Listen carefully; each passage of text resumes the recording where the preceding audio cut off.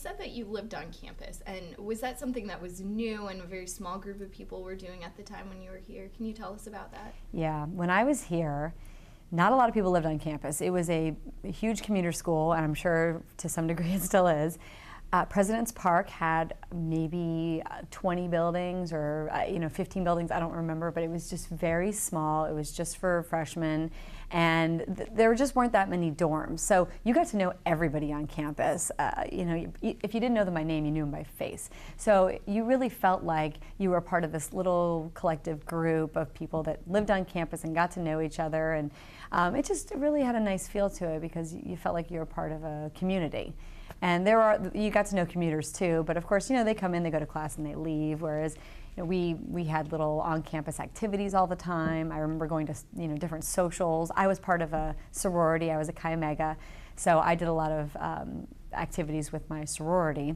I was actually the co-rush chair one year, and I was always in charge of mixers, and I was always in charge of Greek Week. So, you just kind of got really involved in campus life, and that was something that I think a lot of people didn't know about Mason back then. They really thought there wasn't any campus life because people commuted all the time, but I found it to be really fulfilling personally, so I'm sure it's only grown from there. After your freshman year, what did students tend to do that had lived on campus? What did they do? Meaning, did they move off? Or Yeah. let's see. Everybody went over to either Commonwealth or Dominion, Okay. And then there were a couple the Commons were there. There were probably I don't know. There were only a few little dorms over there, so everybody either lived in the two big buildings, and that was it. And I never even made it into those buildings. I got stuck in the Commons. I always wanted to go in and have my own bathroom, or at least share a joint bathroom, and that never happened. Now, you said that you were involved with a sorority on campus. Can you tell us about your experiences being involved with Greek life here at Mason? Mm-hmm. Yeah, like I said, I was a Chi Omega, and I was fortunate enough to be co-rush chair my senior year, which was amazing because rush here is so fun, or at least I thought it was great. Because every day with rush, we put on a little skit, or we do a song and a dance, and it was just such a nice feeling to be with all these girls and doing these big. I mean, rush is a huge project in itself, and everybody just sort of came together, and it was a friendly competitiveness between the sororities. There was no hazing, there was no, none of that catfighting or infighting between sororities. I mean, everybody really liked each other. I had friends, just as many friends in AOPI as I did Chi Omega. So it was just always a really fun time during rush and during Greek Week, or and really any kind of other activity that we threw. I remember we had like some, what was it called? It was on the quad. It was like Greek Day. I can't remember the exact name, but we did an activity where it was cuffed to a Chi-O to raise money for charity. And so guys would come up and pay $1, and we'd cuff ourselves to them for 45 minutes or an hour, and it was really fun. And whoever raised the most money won. And luckily, Chi Omega was really big back then and doing really well, so we won a lot of our challenges, which it's always fun to be part of the winning team. And so I was a part of Greek Week a lot. I ended up being Greek Week chair a couple of times and doing a lot of the heading the dances and the skits. So I was pretty involved, and it was just a really good time. Were fraternities and sororities perceived well on campus? Oh yeah, everybody. You know what? I say yes, but I was involved in the sorority, so as far as I was concerned, everybody seemed to perceive it well. I did not rush my freshman year. I rushed my sophomore year, and my freshman year was good, and I made friends, but I met so many more people when I joined Chi Omega. The world just sort of opened up because, this is a big campus, and even though you live on campus, if you don't live on campus, it's really important, I think, to join a group, because you really won't get into a social circle if you don't join something, because it's really hard to create your own social circle, especially in college, I think. If you join a group, you're sort of, I wouldn't say you're labeled, but it does open doors where people go, oh, that girl, I don't know her by name, but I know her by face, and she's on the swim team, or she's a Chi Omega, or she's, part of she writes for the Patriot, or whatever. So people, get to know you a little bit better and a little faster when you're involved in something like Greek life. And as far as I'm concerned, I thought it was received really well. Were you involved in any other organizations on campus? No. No. I sure wasn't. Sounds like you were busy with that. So. I was. Now, after you graduated from Mason, you started in sales. What attracted you to this career path?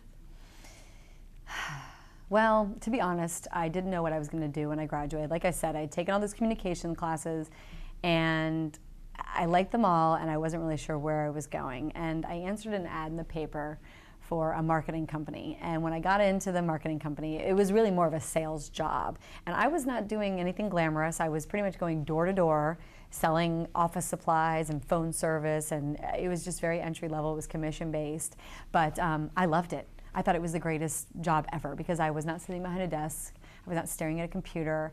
I was out there talking to people, and I learned a lot of valuable skills about how to win someone over, how to get someone to like you, how to get them to listen to what you had to say.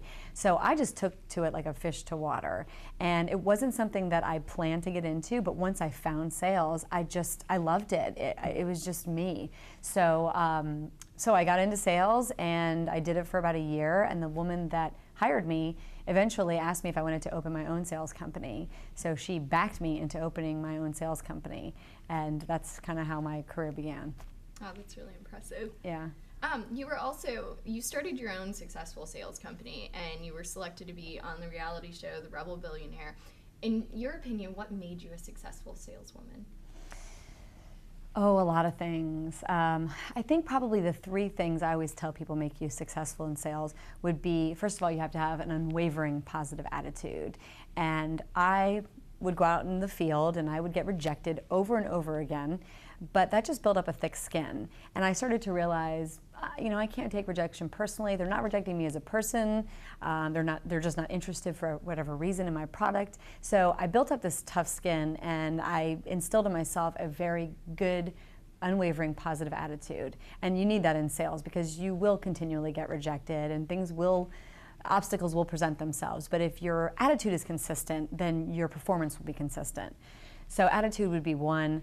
Secondly would be work ethic, because in sales, you don't really have a boss. You are your own boss. You're really kind of running your own business. So you have to be able to get up in the morning, no matter how you're feeling, no matter how tired you are or how bummed out you are that you lost that sale, and go out there and put that smile back on and keep going. And I instilled in myself also a pretty good work ethic, which I can't say I really had that in college. Sometimes it was really hard to get myself to class, but once I got into the real world and saw that I was able to make my own money and the work I put in was directly related to how much money I made, it was so much easier to go, okay, get up, even though you aren't feeling that good, or you're not in the best mood, you got to get up there, put a smile on, and keep working. And that work ethic was what really made me successful in sales. And then the third thing I would say is having a good student mentality and never thinking that you know everything and that you've arrived, because just when you think that, you are just knocked on your butt, and the universe teaches you a good lesson. So you have to always be learning something new. Eventually, you decided to sell your business and get into the field of dating. How did you get involved in this field, and how did you make that transition? Right, because it seems like very opposite, and everybody says that to me. But the thing is that it's so relatable, and the reason I got into dating and this genre is because sales and dating are so relatable. I started my business, like I said, I worked for a year for a woman doing marketing, doing sales, and then she turned around and backed me to open my own business. So I was running a huge sales team of very entry-level salespeople right out of college. I was paying them on commission, and the only way I could teach them how to go out and sell was by using dating as an analogy. So I would tell them, when you get out there today and you meet a customer for the first time, pretend like you're on a first date. If you were on a first date, you'd want to smile, maintain good eye contact. You wouldn't want to talk about, the problems you have at home, just like we don't want to talk about the problems that could happen with the product. And so I always related all my sales speeches and all my motivational speeches to dating, because it's something that everybody could understand. And as I started teaching that way, people would come up to me and say, ever since I started working here, Jess, I've gotten better at my relationship, or I've gotten more guys to ask me out on dates, or more women have noticed me whenever I go out. So it gave me the idea that to write a book about how dating and selling are so relatable. And if you can get good at sales, you can actually be good at dating, which kind of spawned the book You Lost Them at Hello, which I wrote in 2008. So that whole book is based on sales techniques. It's all the techniques that I learned as a salesperson that made me good at winning over customers and applying them to winning over your date. And that's how the two sort of connected and led me to writing a book and then starting a coaching business. Mm-hmm. When did you decide to give up being strictly a saleswoman and really get into being a self-help expert? Mm-hmm. I remember very vividly that it was actually January 1st, 2007, because I called my boss after we had Christmas break and I said, I'm leaving. I'm putting in my notice. And he said, okay, where are you going? And I said, nowhere. I said, I'm going to write a book and I'm going to start a coaching business because this is my dream. And he thought I was a little crazy because I didn't know anything about writing books. I hadn't even taken a writing class when I was at Mason. So, I remember the exact day. I had saved up a lot of money as a salesperson, and so I knew that I could sustain living for a couple of years. And I quit. And I started writing a book. I started looking for an agent. I started looking for a publisher. And it took me roughly 7 or 8 months to find, it took me about 3 or 4 months to find an agent and then 7 or 8 months to find a publisher. But once I got my publishing contract, I finished writing my book and also at the same time started coaching people on the side. And so that's, been almost 4 years now or so. Yeah, 3 years. So it's been great.